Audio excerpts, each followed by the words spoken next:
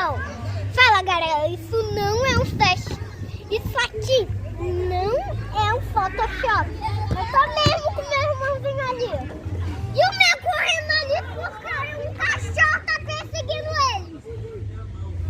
Uma bola qual foi pro ar.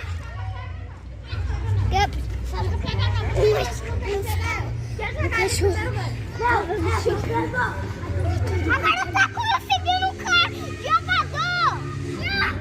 O cachorro tá vindo. Ele tá vindo. Eu vou usar minhas super habilidades. O que meu irmão tá fazendo lá? Ele quer jogar? Ele tá maluco, é mesmo?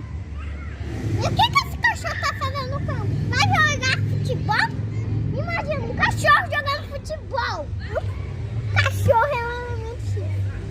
Cachorro é o juiz.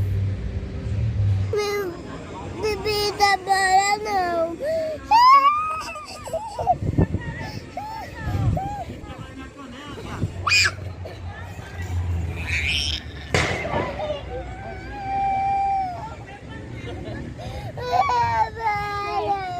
Vamos, pessoal. Vocês gostaram do futebol? Eu vou fazer mais. Mais uma manobra que eu sei, ó.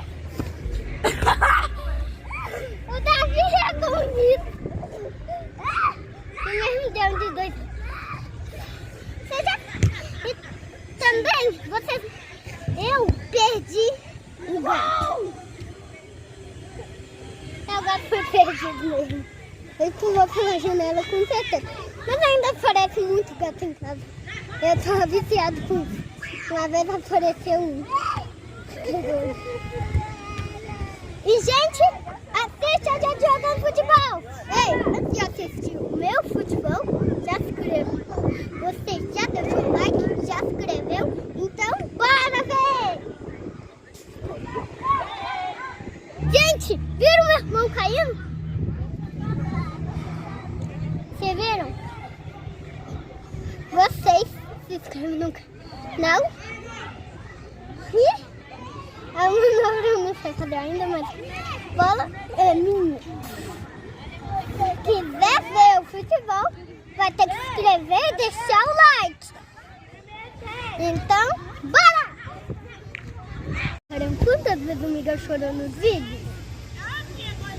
E espero que a gente jogar futebol.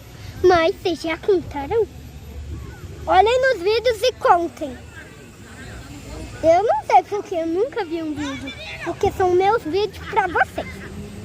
Tchau e vamos pro futebol! E o nome dele também é Miguel.